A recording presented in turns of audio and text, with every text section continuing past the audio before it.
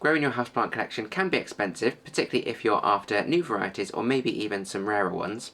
Here are some tips to help you with growing your plant collection for less, all of which I practice myself, as well as some considerations for where you can get your plants from and get the best value for money. Now this might sound familiar, and this is a much needed update on a previous video of mine that I filmed well over a year ago, so you may have already watched that. However, that was far too long. It was filmed on a phone, so the sound quality wasn't great, so hopefully this one will be much more to the point, but still be packed full of lots of useful information to help you grow your houseplant collection for less.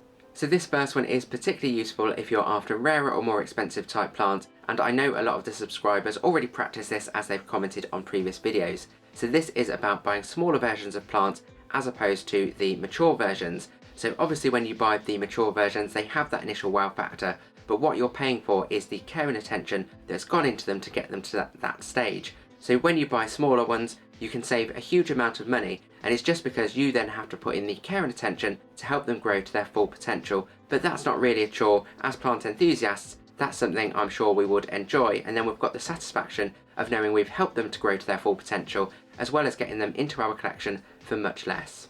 Now this next one is a great way to get plants into your collection without necessarily spending any money, and it's because it's on a trading basis. So plant swaps are on the rise, and you can possibly find some that are local to you by checking on Google or maybe checking on social media. Go along to them and see what plants you can get your hands on. So you could use things like duplicate plants that you've got in your collection that you no longer want or need, or you could possibly use established propagations that you've taken from your collection and then take those to swap. So effectively they've not cost you any money because you've created them from propagations. So these might differ depending on where they've been organised, but plant swaps generally operate in a similar way, where the plants you take are valued in some way so that you can then swap those plants for other plants of a similar value from what the other people have brought along to the swap. And that's just to keep things fair with the plant swaps, again in sort of like for like value. Now I've not gone to a plant swap myself, but I'd be really interested to know if you've done any plant swaps and how they went. Did they go well? Did you get your hands on something particular that you was after, or maybe get a nice surprise find that you weren't after but you're really glad you've added it to your collection? Let me know in the comments below. And that leads nicely onto this next one, which is an obvious one, so propagation. However, propagation only duplicates the plants that you've already got in your collection, which you might then do so you can swap them for other plants, as we've just mentioned, or you can also get cuttings or propagation material to buy those and get new plants into your collection, but then just propagate those yourself. There is of course a higher risk associated with that, which I will touch on a little bit later when I'm talking about things to consider when you are buying plants, particularly online and from individuals. So this next one could help you get more plants when you're buying your plants in person. Now hopefully when you are buying them, you are doing your health checks just to make sure that everything is okay with the plant, there's no pests, and you're checking around the soil, for example, just to make sure everything's okay before you pick one and bring it home. So I always like to check in the pot how many plants are actually in the pot. Now sometimes growers will put more than one plant in the pot to make a fuller looking pot, and sometimes they do look better together. Some plants, like this aloe vera, do look better when they are individual plants in the centre of the pot. Now with this one, all of the other pots had one plant in the middle, but this one, just by a lucky potting mistake from the grower, had two full aloe vera plants in, so obviously this was the one that I bought. So if you keep an eye out on any plants that you're buying, check how many stems are in the pot. Whether or not you're going to separate them is up to you once you take it home, but always check to make sure that you're getting the most amount of stems or most amount of plants in the pot, so should you decide to then split them up, you've still got a decent full pot, but then also more plants for the money that you're spending. Now hopefully this next one will help you to avoid unnecessary markups when it comes to buying your plants and pots. So as a general rule, I avoid buying plant and pot combos unless I know for certain that I can't buy the plant and pot separately for a cheaper price. So often you will find the pot is an expensive upsell, or if they are already combined, then you'll get generally quite common type plants that are usually a bit cheaper and standard pots because they're designed for mass appeal, but because they're combined, they often have a much bigger markup, so a higher price tag, and they are convenient to get together, but if you can find them separately, you will often be able to get them for a much cheaper price, and also you've got the flexibility of then putting the plant in a pot that you really want as opposed to just the one that it comes with. And on a similar note, to avoid another markup, when it comes to buying trading plants, generally avoid buying them in these plastic hangers. So it's always best value to buy them in the standard pot and then put them in a plant hanger of your choice. So I've got a metal plant hanger here, but you could use a macrame plant hanger, for example. And also with these plant hangers, not only are you paying a lot more for them, you might also find they're quite difficult to water. I don't know if you've got any of these and you've found the same. The water generally runs off the top or even drips out the bottom of the pot if you've not put it somewhere waterproof, or if it doesn't have a cap on. But also they don't actually look that nice unless the foliage covers the pot. Another great way to save money and possibly get some surprise plants into the collection is by buying from the reduced or clearance section. So you'll often find plants here if maybe they need a bit of water, they need potting up, or maybe they've got pests but they are salvageable. They just need some TLC to help them grow to their full potential again. Providing you are confident that you can give it that TLC and look after it, you can get some plants for real bargain prices. You can save that plant and reduce waste all at the same time. So the one that I'm holding is a Philodendron Plowmanii. You will notice it does look a little bit sad. It did come with some damaged leaves as it was from a clearance box, but it does have this nice new leaf on the way that is just starting to unfurl, and hopefully it will have many more to replace these damaged ones in the near future. So this one is directly linked to the previous one. How do you know the plant is actually salvageable? And also, don't be put off if they look dead. Most of us have smartphones, so we can always get our phones out and check on Google what the plant care needs are before we buy the plant. So that will hopefully reassure us that we can salvage the plant, that we've got the skills to bring it back. But also, some plants go through seasonal changes, so they might not completely dead, but they're actually still alive. They're just dormant in the soil. So things like this oxalis that I'm holding here, this should actually be dormant. I bought this recently from a garden centre, so I'm going to leave this one to go dormant now. But things like oxalis, caladiums will go dormant over the colder months. Even alocasias and colocasias can be affected by the colder months and look really sad, if not die back. But providing the corms or bulbs are still healthy in the soil, they can come back the following year. So don't be put off if a plant looks dead. Double check on Google to see if it is a seasonal change or if it is just a really poorly plant that is actually dead, and then at least you can make an informed decision on whether you get an actual plant bargain that you can bring back in the spring, or if it is something that is maybe too far gone and should be avoided.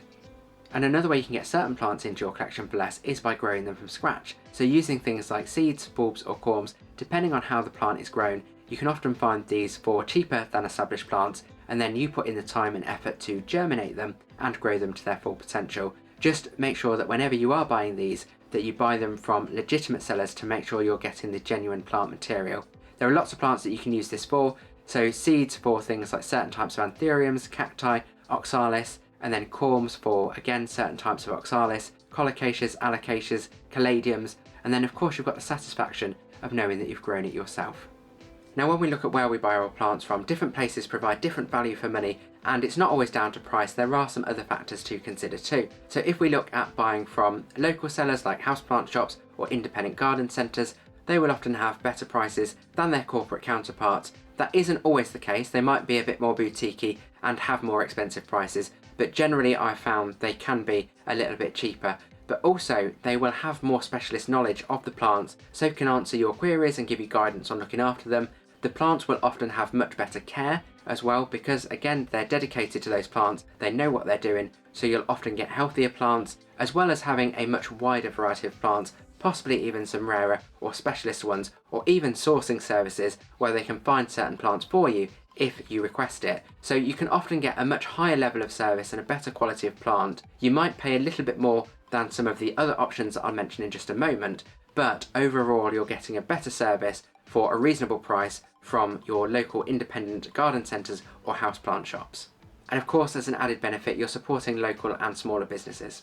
And on a similar note, online plant retailers have really increased over the last few years, so you might find these deliver nationally or statewide depending on where you're from. One of the benefits of this is they have less overheads. Because they don't have retail premises, they can often pass savings onto the customers through better pricing of the plants. While they do need some storage for the plants, that is going to be different to how they might display plants in their retail premises, so often means they have more room as well, so whether it's in a warehouse or greenhouse, so have a much better variety available. Then when you do buy online, you'll find the listings will often have information about the care instructions for the plant, maybe the origins and any other useful information, so you can make informed decisions before you buy any plants. Now possibly one of the downsides of buying plants online is you don't get to pick the plant yourself, but as with any product or service that you're buying online, you should get what you are buying to the quality that you're expecting, so you should be receiving healthy plants. So I've brought this one back. As I said, this was the exception to the plant and pot combo rule, and this was a super plant bargain. This was just £3 for the plant and the pot together, so there's no way I could have got that cheaper had I tried to buy them separately, and that was from a supermarket. So supermarkets and homeware stores that sell plants can often have some really great plant bargains. However, there are a lot of downsides to buying plants from those retailers. So many of them I'm sure you already know, and many are actually just the opposites of what the benefits were for buying from the dedicated plant retailers. Now, one of them is the variety. So because they're designed for mass appeal and to go off the shelves quite quickly for anyone to have them in their homes and look after, they're generally the easy care plants, quite standard, quite common house plants, so they often have a cheaper price tag anyway, but you'll find them usually much cheaper in those stores.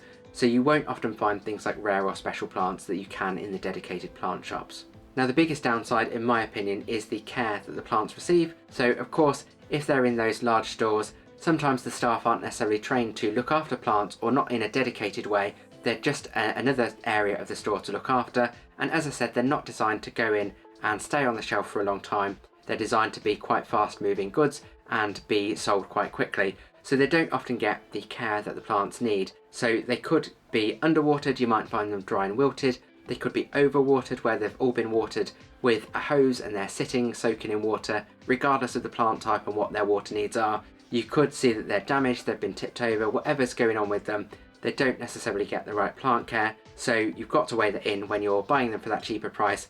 Are they healthy plants? Are they damaged? Have they had the right plant care to begin with? So unless you actually go in on delivery day when they've come in looking their best, you might have to really check the plants over to make sure you're getting a healthy plant if you do buy one. And then also on that note, as I mentioned, the staff being trained, so they might not necessarily have the knowledge about the plants to actually answer any queries that you've got. If it is a dedicated staff member for that area, they might do, but if it's not, if it's just someone on shift covering that area, it's very unlikely that they will. And just going back a point actually, so talking about the care as well, so you might find lots of sad plants. One benefit to that is those stores will often reduce things that don't look their best, so you can get a double plant bargain. The downside is, because of the sort of fast nature of those stores, if they don't sell and if they do go past a point of no return, they do also have a lot of wastage. So that is something to bear in mind as well. So you've got to weigh up all the pros and cons depending on where you're getting your plants from and whether you are getting value for money overall with what you're buying. And then of course you can buy directly from individuals, so people that might be selling propagation material from their own collections, maybe even established plants if they're reducing their collection, which I know a lot of people have been doing recently, and that's how I got lots of these in this tray. So these were from an individual on Instagram. I bought them directly after some conversation with them. There are some really special plants on here that I got for a fantastic price that I wouldn't have been able to get anywhere close to that price were I buying from a dedicated plant retailer. So you can get some really good plant bargains and some really special plants. However, there are some real risks associated with this, depending on your risk appetite, what you're spending, what plant you're after, and how comfortable you feel with that person and whether you want to complete the transaction. Now, I do believe that a lot of the sellers are genuine plant enthusiasts that are selling things from their own collection, as I said, but there are still those that are out to scam us. So I have actually made a separate video all about plant scams, all about the checks that you can make if you are using social media or even reseller sites like Etsy and eBay to buy plant material or established plants. Then there are checks that you can make to make yourself as reassured as possible, as well as some information about bioprotections, so should the worst happen, then at least you've got those bioprotections in place to hopefully get your money back. So I link that at the end if you want to watch that next. So if you do decide to go down this avenue to get your plants or get plant material, at least you can be as reassured as possible and be protected should the worst happen.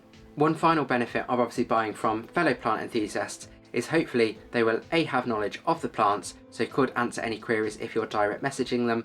Also, they should hopefully be looked after well, because they would have been looked after in their own collection, or at least you would hope so. So hopefully you'd get healthy plants too. So do you have any other tips on how to grow your plant collection for less? If you do, put them in the comments below, as I'd love to see what they are, but you'd also be helping out other viewers too.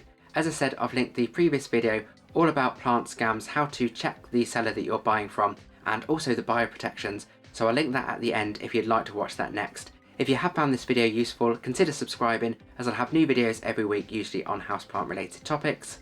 If you've got any questions, then put them in the comments too, and I'll respond to everyone. And as always, thank you for watching Grow Your Wellbeing.